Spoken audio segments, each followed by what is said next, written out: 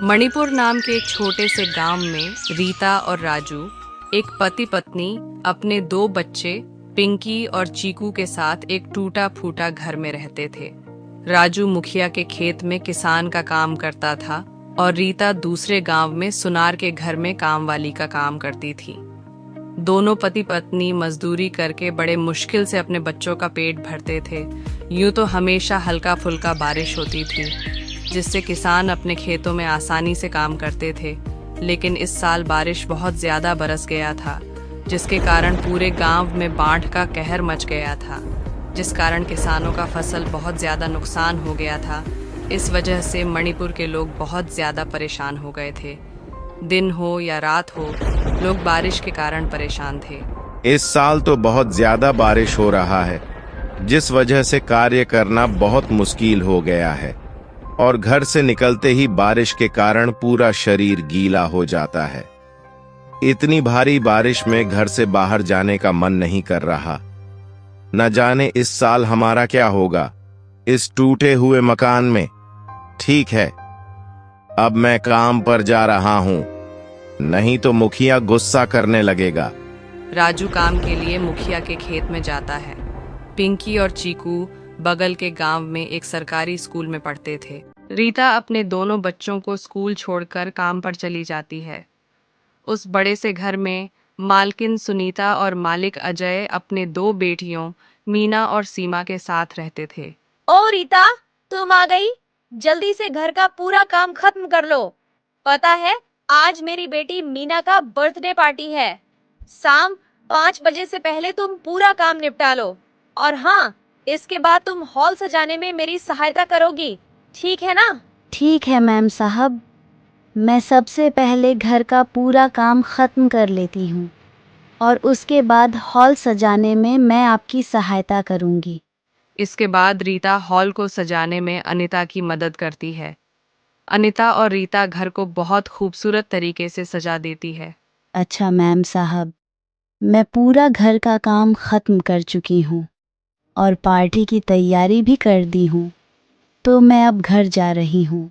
हाँ हाँ, ठीक है, लेकिन तुमको पता है ना कि आज मेरी बेटी मीना का बर्थडे पार्टी है, तो तुम शाम 8 बजे अपने बच्चों को साथ लेकर आ जाना। और हाँ, मुझे तुमसे सहायता भी चाहिए। हाँ हाँ मैम साहब, मैं शाम के समय बच्चों को लेकर सही टाइम पर आ जाऊंगी। रीता इतना कहकर अपने घर चली जाती है और अपने दोनों बच्चों को अच्छे से सजाकर शाम 8 बजे बर्थडे पार्टी में आ जाती है। पार्टी बड़ा ही मॉडलिस्ट होती है और रीता के बच्चे इतना देखकर हैरान रह जाते हैं और कहते हैं, अरे वाह रिंकी, देखो ये घर जैसे महल लग रहा है और बाहर कितना बारिश हो रहा है और इनके घर में बारिश का पता भी नहीं चल रहा है। दोनों की इस तरह की बातें मीना सुन लेती है और कहती है, अरे ये घर महल की तरह इसलिए लग रहा है क्योंकि इसे मेरे पापा ने बड़े प्यार से बनवाया है, इसलिए बारिश का पता नहीं चल रहा। ओ, इसका मतलब अगर घर बड़ा हो तो बारिश का पता नहीं चलता है। भैया, हम लोग भी अपने पापा से बोलकर अपने लिए बड़ा सा घर खरीदवाएंगे ताकि हमें भी बरसात में परेशान ना होना पड़े। चलो चलो बच्चों, इधर आओ, अब केक काटने का टाइम हो गया है।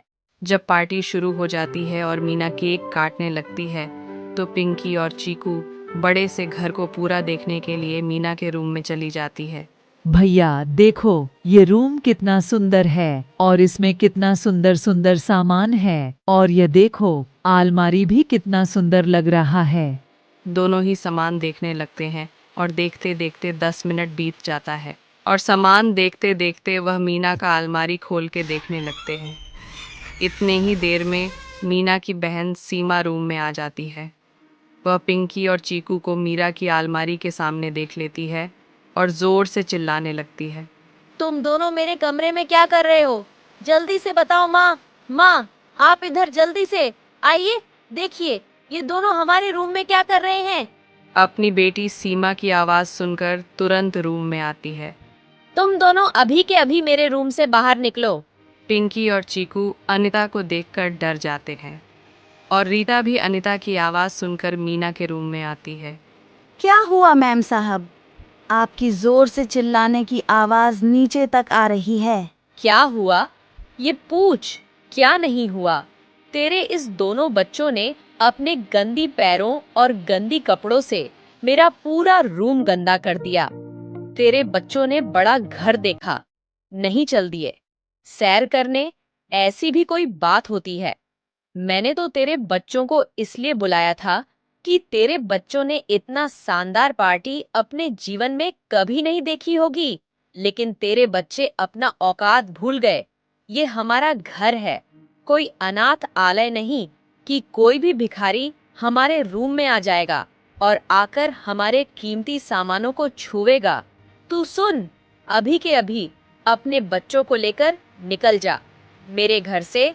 और हाँ, एक बात और, कल से तू काम पर नहीं आएगी। मैंने तुझे काम से निकाल दिया। नहीं नहीं मैम साहब, आप ऐसा ना करें। आप एक बार हमारी बात सुन ले। बच्चे तो अभी बहुत छोटे हैं, आप इन्हें माफ कर दीजिए। मैं आपसे वादा करती हूँ कि आगे से ऐसा गलती नहीं होगी। यह मेरी लास्ट गलती समझकर मुझे माफ कर दीजिए। मैम साहब, मुझे काम से मत निकालिए। मैम साहब, मेरे बच्चे इसी काम के सहारे जीते हैं। भगवान के लिए मैम साहब, मुझे काम से मत निकालिए। ये तेरी परेशानी है, मेरी नहीं समझी तू? और एक बात कान खोलकर सुन ले, अब तू यहाँ पर काम नहीं कर सकती है, क्योंकि मैंने तुम्हें काम से निकाल दिया। और सुन, अपने इन दोनों बच्चों को लेकर यहाँ से चली जा। अनीता रीता और उसके दोनों बच्चों को घर से बाहर निकाल देती है और आगे से काम पर आने से साफ साफ मना कर देती है। ओह, अब ये क्या हो गया? घर में एक भी राशन नहीं है। मैं खाना बनाने के लिए राशन कहाँ से लाऊं? मेरे पास तो अब एक भी रुपया नहीं है। जो राजू जी जुटाकर पैसे रखे थे, वो भी खत्म हो गया। मेरा क्या है? मैं तो बिना खाए ही सो जाऊंगी। मगर मेरे बच्चे बिना खाएं कैसे सो पाएंगे? और बिना खाना खाएं उनको नींद कैसे आएगी? ओ सुनिए जी, आप आ गए। घर में कुछ भी नहीं है खाना बनाने के लिए। आज बिना खाए ही सोना पड़ेगा। क्या बात है, तुम चिंता क्यों कर रही हो? आज मैं खाना मुखिया जी के घर से लाया हूँ। उनके घर आज पार्टी थी, तो बचा हुआ खाना मैं अपने साथ ले आया हूँ। ये लो खाना, परोसो। ऐसे ही उस रात सभी खाना खाकर सो जाते हैं। ऐसे ही कुछ दिन बीत जाते हैं और घर के हालात बिगड़ जाते हैं। एक सुबह रीता अपने मैम साहब के घर जाती है और उससे थोड़े पैसे उधार मांगती है। मैम साहब कैसी हैं? आपको देखे मुझे बहुत दिन हो गया। मैम साहब, मेरे घर में एक भी राशन नहीं है। आप मुझ पर तरस खाकर कुछ पैसे उधार दे दीजिए। मैं आपको जल्द ही पैसे लौटा दूंगी। मेरे पास एक भी रुपया नहीं है, और वैसे भी मैंने तुझे पहले ही काम से निकाल दिया था, और फिर भी अपनी गंदी शक्ल लेकर यहाँ आने की तेरी हिम्मत कैसे हुई? चल निकल अब मेरे घर से, और आइंदा से अपनी गंदी शक्ल मुझे मत दिखाना। अनीता की इस तरह की बातें सुनकर रीता उदास होकर घर जाने लगती है। तभी उसे रास्ते में एक दीवार पर कुछ लिखा हुआ दिखाई देता है। उस दीवार पर लिखा हुआ देखकर रीता वहीं रुक जाती है। रेस्टोरेंट में खाना बनाने वाली की ज़रूरत है। रेस्टोरेंट के बारे में जानने के लिए इस पते पर जाती हूँ। और वैसे भी मुझे अलग अलग तरह के खाना बनाने आता है। अगर यहाँ मुझे काम जॉब मिल जाए तो घर चलाने के लिए मुझे कुछ पैसे मिल जाएंगे। ऐसा सोचकर रीता उस रेस्टोरेंट में चली जाती है। मालिक, मैंने आपका पोस्टर देखा है। क्या आपको खाना बनाने वाली की जरूरत है? हाँ, लेकिन क्या तुम खाना बना लोगी? क्या तुम्हें अच्छे अच्छे खाना बनाने आते हैं? हाँ साहब, मुझे अलग अलग तरह के खाना बनाने आता है, जैसे छोला भटूरा, पनीर पुलाव, अंडा कड़ी, और भी कई तरह के खाना बनाना आता है मुझे। अच्छा है तब, जब तुमको इतना कुछ बनाने आता है तो ठीक है। आज से ही चाहो तो तुम खाना बना सकती हो। ऐसे ही रीता रेस्टोरेंट में खाना बनाने लग जाती है और रेस्टोरेंट में खाना खाने वालों को खाना देने लगती है। देखते ही देखते रात हो जाती है और रेस्टोरेंट में सारा खाना खत्म हो जाती है। चलो, आज तो सारा खाना बिक गया। आज तो तुम आधे दिन से ही खाना बनाई हो, लेकिन कल से तुम्हें सुबह जल्दी आकर खाना बनाना होगा। हाँ साहब, मैं कल सुबह ही खाना बनाने आ जाऊंगी और मैं कल बहुत ही स्वादिष्ट खाना बनाऊंगी। ये लो आज की अपनी मेहनत के पैसे जो तुमने आज किया है। 500 रुपए लेकर रीता सबसे पहले गोदाम पर जाती है। वहां से कुछ राशन का सामान खरीदकर अपने घर आ जाती है। घर पहुंचने पर रीता जल्दी जल्दी स्वादिष्ट पकवान बनाती है और अपने बच्चों को खाना देती है। रिंकी चीकू, आओ, गर्मा गर्म खाना खा लो बेटा। इतने में राजू भी काम खत्म करके घर आ जाता है और रीता राजू को अपने नए जॉब के बारे में बताती है, जिसे सुनकर उसका पति खुश हो जाता है। इस तरह सभी खाना खाकर चैन की नींद सो जाते हैं। अगली सुबह जल्दी उठकर रीता अपने दोनों बच्चों को स्कूल छोड़कर अपने काम पर चली जाती है। रेस्टोरेंट पर पहुंचकर रीता कई तरह के खाना बनाती है। रीता के बनाए हुए खाना ग्राहकों को बहुत अच्छा लगता है। रीता के बनाए खाना खाकर रेस्टोरेंट में आए हुए लोग खाना की बहुत तारीफ करते हैं। उनको आज का बना हुआ खाना पहले से ज्यादा पसंद आता है। आदर्श भाई, तुम्हारे आज के खाने का कोई जवाब ही नहीं है। इससे स्वादिष्ट खाना आज तक मैंने इस रेस्टोरेंट में कभी खाया ही नहीं था। आखिर क्या जादू किया है कि खाना बहुत ही स्वादिष्ट बने हैं। आज तो मैं अपने घर के लिए भी खाना लेकर जाऊंगा। मेरे लिए खाना भी पैक कर दो। अपने खाने का तारीफ सुनकर आदर्श बहुत खुश होता है और रीता से कहता है, वाह रीता, तुमने तो कमाल कर दिया। तुम्हारे हाथ का खाना खाकर ग्राहक तो अपने घर के लिए भी खाना पैक करवा रहे हैं। वाह रीता, तुम्हारे हाथों में तो जादू है। आखिर तुमने खाना बनाना कहाँ से सीखा? कहीं से नहीं साहब, मैंने तो अपनी माँ से खाना बनाना सीखा है। ऐसे ही आदर्श का पूरा खाना आज बहुत जल्दी ही खत्म हो जाता है। आज तो खाना बहुत जल्दी खत्म हो गया। कल से तो हमें ज्यादा मेहनत करके ज्यादा से ज्यादा खाना बनाएंगे। और हाँ, खाना ज्यादा से ज्यादा बिक रहे हैं। इसलिए मैं कल दुकान में फ्रिज और पंखा नया लाने जा रहा हूं, जिससे ग्राहक ठंडा ठंडा पानी और पंखा का मजा लेकर खाना खाएंगे और हमारा खाना ज्यादा से ज्यादा बिकेगा। तुम्हारी क्या राय है इसमें? हाँ साहब, ये तो बहुत बढ़िया रहेगा, जिससे ग्राहक ठंडा पानी और हवा का मजे लेकर खाना खाएंगे।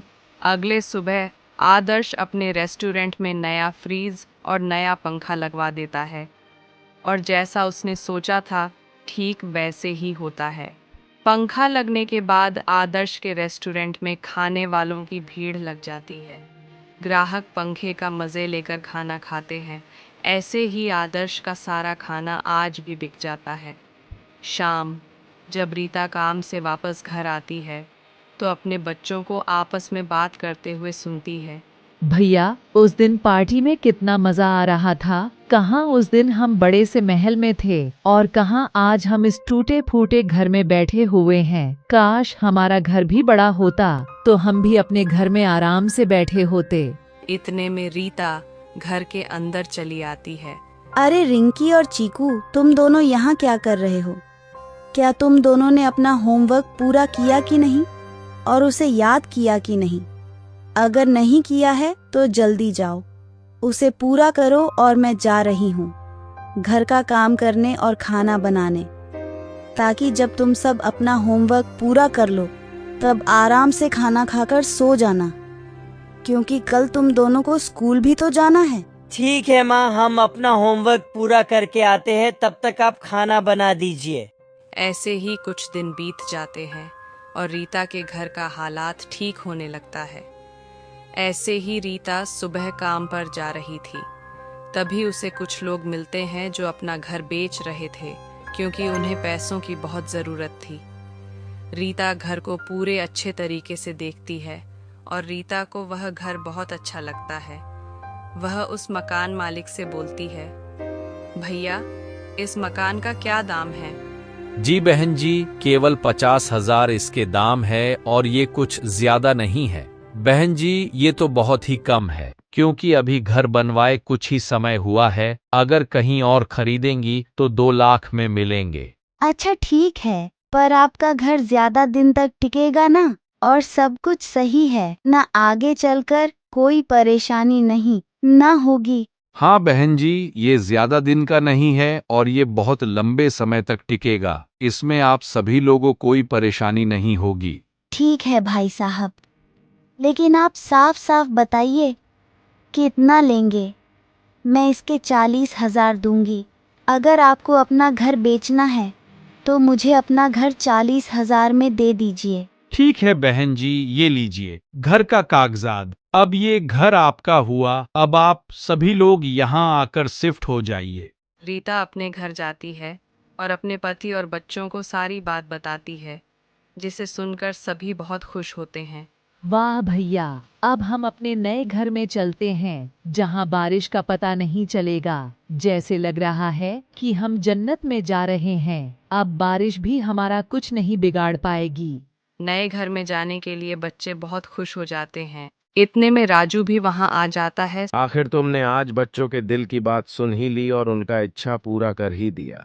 कैसे ना करती भला, बच्चे तो मेरे कलेजे का टुकड़ा है। इनके खुशी के लिए मैं सब कुछ कर सकती हूँ। सब नए घर में शिफ्ट हो जाते हैं। नए घर में आकर बच्चे बहुत खुश हो जाते हैं और रीता की कमाई भी अच्छी खासी होने लगती है। रीता के हाथों का खाना खाने के लिए रेस्टोरेंट में ग्राहकों का मेला लगी हुई थी। इससे आदर्श खुश होकर रीता का सैलरी दुगुनी कर देता है। कुछ दिन बाद राजू भी मुखिया के खेत में मजदूरी छोड़कर रीता के साथ खाना बनाने लगता है। दोनों पति पत्नी को आदर्श अच्छी खासी वेतन देता था, जिससे उनका घर का खर्चा अच्छे से चलने लगा और बच्चे गर्मी सर्दी या बरसात में अपने नए घर में काफ़ी अच्छे से रहते हैं और वो भी अपना पूरा जीवन खुशी खुशी बिताने लगते हैं।